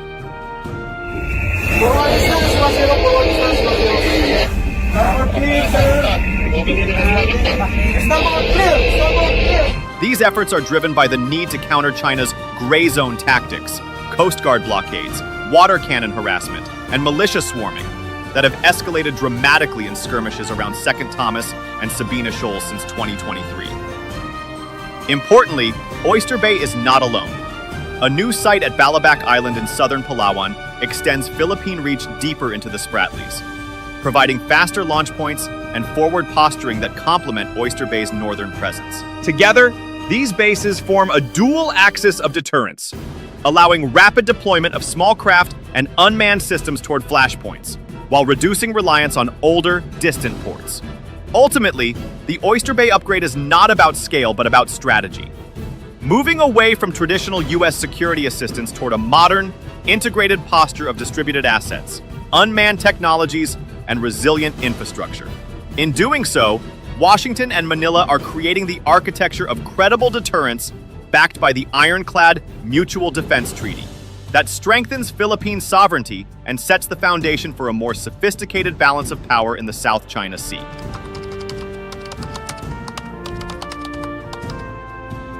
The location of Oyster Bay in northern Palawan is of immense strategic value. Palawan directly faces the contested waters of the South China Sea, known in the Philippines as the West Philippine Sea, where China has fortified artificial islands and expanded its Coast Guard and maritime militia operations. From Palawan's coastline, Philippine forces project influence into some of the most hotly contested maritime zones, including the Spratly Islands and Second Thomas Shoal. This geography explains why the U.S. and the Philippines have placed such emphasis on developing Palawan under the framework of the Enhanced Defense Cooperation Agreement. The EDCA, signed in 2014 and revitalized in recent years, grants U.S. forces rotational access to agreed locations across the Philippines. In 2023, the number of such sites expanded to 9, reflecting a mutual recognition that the South China Sea has become a frontline theater of competition.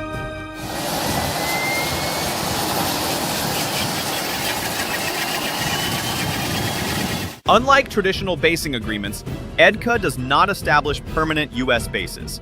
Instead, it enables the construction of shared facilities and infrastructure improvements that can be used by both forces, maintaining Philippine sovereignty while strengthening the alliance.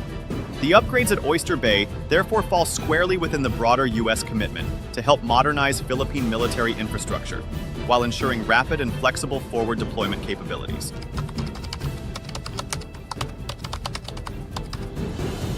At the core of this development lies a specific contract awarded by the U.S. Naval Facilities Engineering Systems Command Pacific. The recipient of the contract, Ace Builders, Inc., a New Mexico-based construction firm, has been tasked with the design and construction of a small boat maintenance facility at Oyster Bay. The project is valued at $975,000 USD, a relatively modest figure compared to other EDCA projects, but one with outsized significance.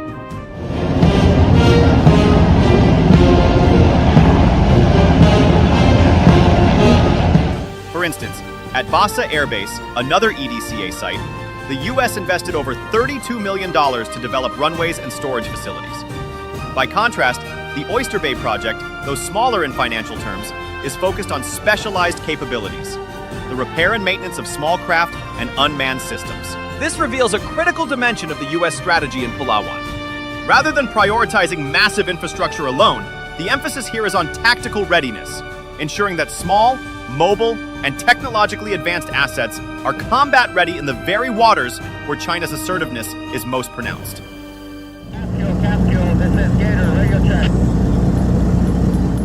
In this sense, the project at Oyster Bay demonstrates the logic of asymmetric defense, investing relatively small sums to create capabilities that yield disproportionately high strategic impact.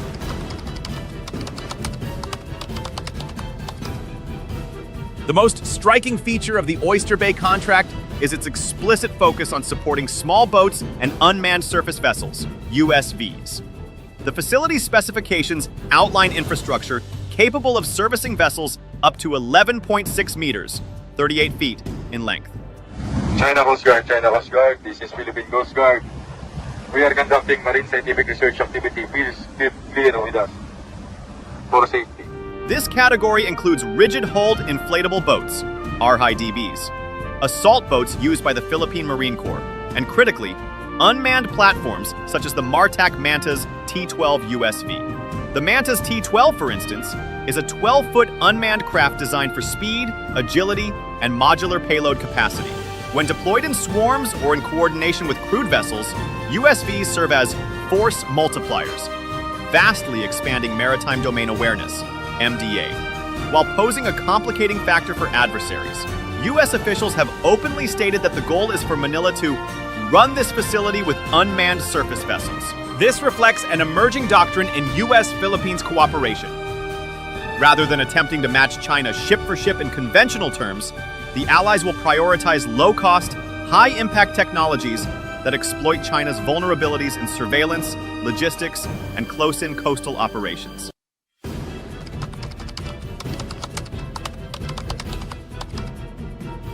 For Manila, Oyster Bay has long been a crucial staging ground. The Naval Detachment Oyster Bay is one of the Philippine Navy's primary operational hubs for resupply and patrols in the West Philippine Sea. From this base, resupply missions are launched to sustain outposts on contested features, most famously the BRP Sierra Madre, LT-57, grounded at 2nd Thomas Shoal. Oyster Bay also serves as the launch point for Cyclone-class patrol boats and fast attack craft, which conduct deterrence patrols and shadowing operations against Chinese vessels. The reliance on Oyster Bay underscores the importance of ensuring that the base's infrastructure is modern, resilient, and adaptable.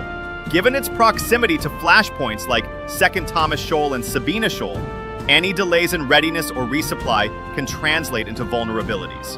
By upgrading Oyster Bay with facilities for small boats and USVs, the US and the Philippines are essentially future-proofing the base, ensuring it can sustain operations in the face of heightened Chinese harassment and blockade attempts.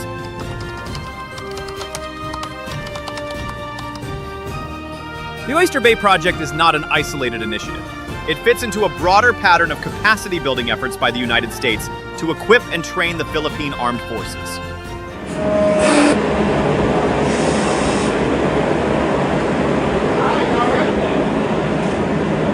In recent years, the U.S. has transferred not only RHIBs and small patrol vessels, but also advanced unmanned systems. Reports suggest that at least 4 to 5 Martac Mantis T-12 USVs have been delivered under security assistance packages. Alongside equipment transfers, the U.S. has also embedded forward-deployed task forces to train Philippine operators, particularly in Palawan. We're at Fiery Cross Reef, which is a part of the Spratly Islands in the South China Sea. Currently what we're looking at is some construction on a landing.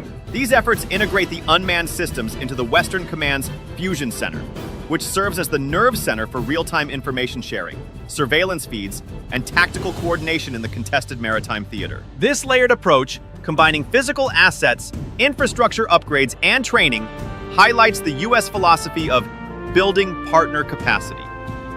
The goal is not merely to provide hardware, but to ensure that the Philippine military can operate, maintain, and integrate new technologies into their doctrine. In doing so, the U.S. ensures sustainability and interoperability, two crucial factors in long-term deterrence.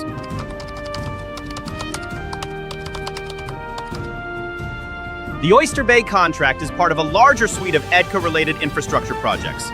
The Pentagon has committed over $100 million to developing facilities across the 9 agreed sites. Beyond this, senior U.S. officials announced an additional $128 million in EDCA funding, complemented by a historic $500 million foreign military financing package aimed at modernizing the armed forces of the Philippines. These investments cover a wide range of facilities, from runways and fuel storage to command posts and hangars.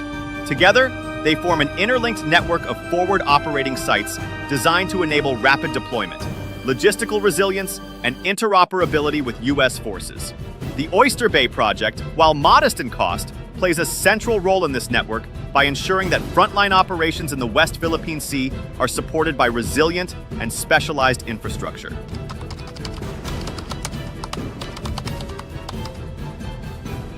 Next day in Washington, a first step is taken in the direction demanded by Dewey as the United States and the Philippines sign a mutual defense treaty. The ultimate strategic aim of these efforts is clear: to establish credible deterrence against China. The U.S. has repeatedly affirmed that its 1951 Mutual Defense Treaty, MDT, obligations extend to the South China Sea, including attacks on Philippine armed forces, vessels, and aircraft. By investing in infrastructure like Oyster Bay, Washington signals both resolve and readiness. China's tactics, deploying Coast Guard vessels, maritime militia, and artificial island bases, are designed to incrementally assert control without crossing thresholds that would trigger a military response. By contrast, U.S.-Philippine cooperation is now centered on disrupting this gray zone strategy through enhanced surveillance, rapid response, and distributed assets. Unmanned systems, fast boats, and forward sites all serve to complicate China's calculations, making it riskier for Beijing to escalate harassment without encountering a swift Allied counter-response.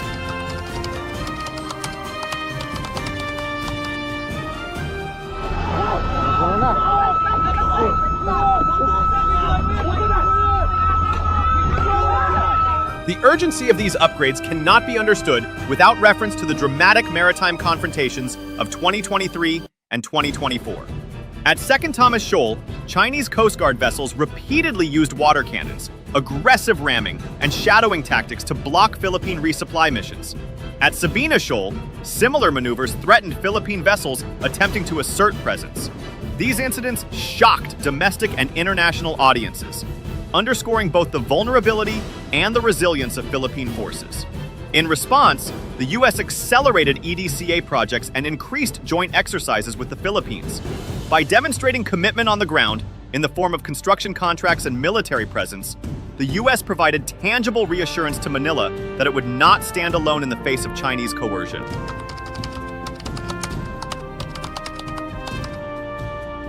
The Oyster Bay contract is not the only development in Palawan. A new EDCA site on Balabac Island, located at the southern tip of the province, is under development. Balabac offers a strategic vantage point toward the southern Spratlys and provides a staging area closer to flashpoints. Infrastructure projects there include barracks, maintenance sheds, and fuel storage facilities, all designed to reduce deployment times and sustain prolonged operations. Together, Oyster Bay and Balabac form a north-south axis of forward posturing, effectively creating a Philippine pincer of presence across the West Philippine Sea.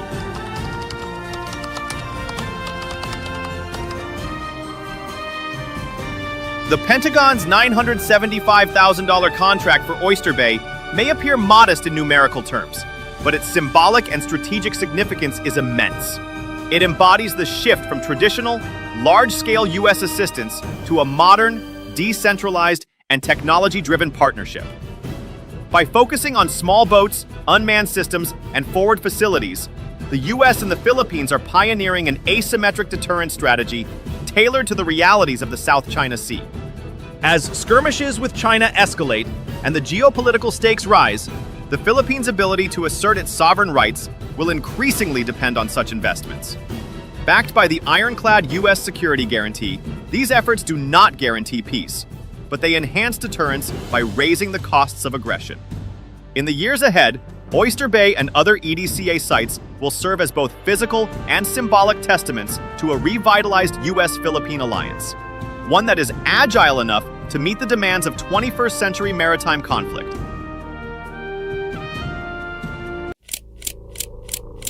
The Philippine military confirms the presence of a Chinese tugboat in the West Philippine Sea.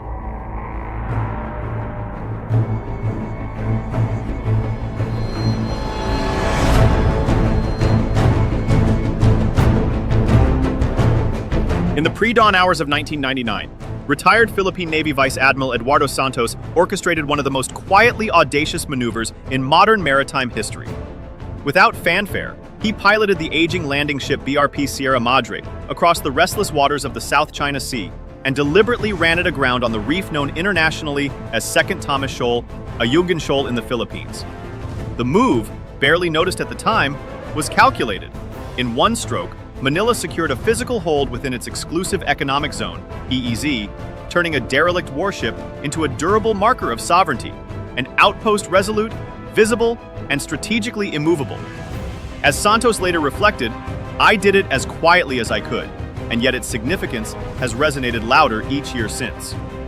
Over 2 decades later, the Sierra Madre remains a rusting time capsule and sentinel, inhabited by Filipino Marines living aboard the decaying vessel.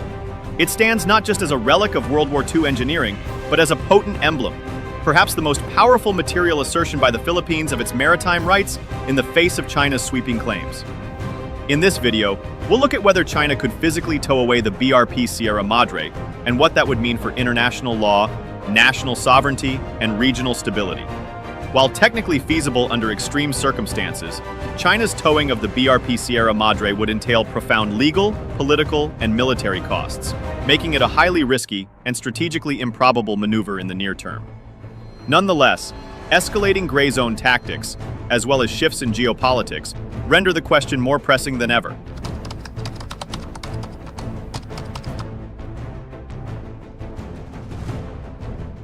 The Armed Forces of the Philippines, AFP, reported in August 2025 that as many as 25 Chinese vessels were observed maneuvering near Second Thomas Shoal. The presence included several China Coast Guard cutters, fast boats, rigid-hulled inflatables, a helicopter, and even an unmanned aerial vehicle. Philippine officials noted that these deployments occurred entirely within the country's EEZ, and the Department of Foreign Affairs stressed that resupply missions to the grounded vessel remain humanitarian operations protected under international law. Rear Admiral Roy Vincent Trinidad described the sudden increase in activity as unusual and emphasized the need for vigilance, while Defense Secretary Gilberto Teodoro underscored that adjusting Manila's stance would amount to surrendering its national interest. Chinese pressure has relied heavily on gray zone tactics that skirt the threshold of outright military conflict. Over recent years, Philippine resupply missions have been met with high-pressure water cannons, powerful enough to disable small craft.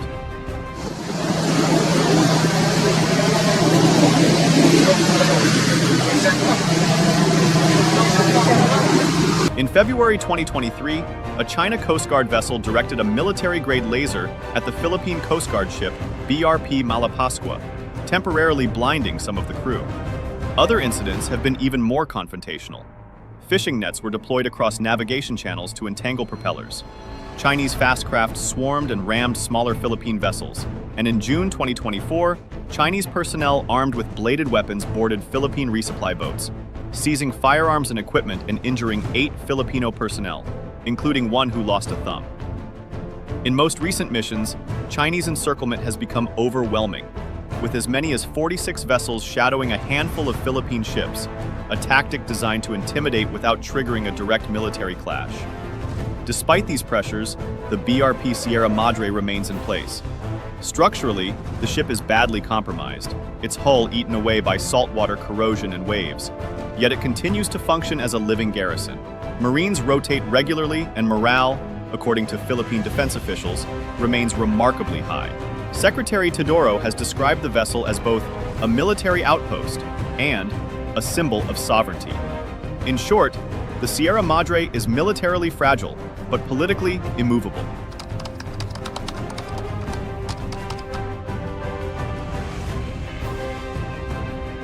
Any forcible removal of the Sierra Madre would represent a blatant violation of international law.